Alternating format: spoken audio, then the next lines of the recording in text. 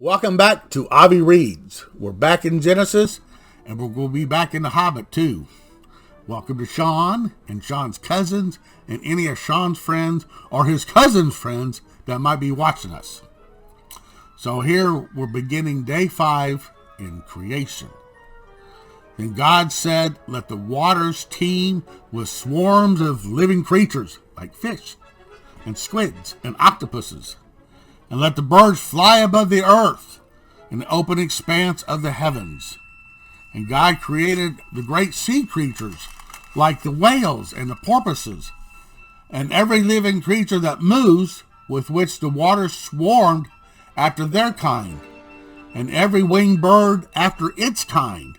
And God saw that it was good. So the oceans and the lakes are all full of fishes. You look up in the sky, and the sky is all full of birds, big birds and little birds. God saw that was good. I think you agree that it's good to see the fish out there and see all the birds. God blessed them, saying, "Be fruitful and multiply." He said, "Have lots of babies. And fill the waters of the sea, and let the birds multiply on the earth." That means even penguins too. "Lay eggs and have more birds on the earth and flying in the sky." And there was evening and there was morning, the 5th day. This is getting really good. We're about ready to get into some really good stuff where man shows up. So let's head to Tolkien's The Hobbit, especially when I'm talking to a whole bunch of little Hobbit-like kids out there. Now here we are back in The Hobbit. As you remember, Gandalf just walked up on Bilbo, and Bilbo just blew out a smoke ring. To that, Gandalf says, "Very pretty," said Gandalf, "but I have no time to blow smoke rings this morning. I am looking for someone to share in an adventure that I am arranging, and it's very difficult to find anyone, especially in these parts." "I should think so in these parts. We are plain, quiet folk, and I have no use for adventures. Nasty, disturbing, uncomfortable things. Makes you late for dinner, and nobody wants to be late for dinner.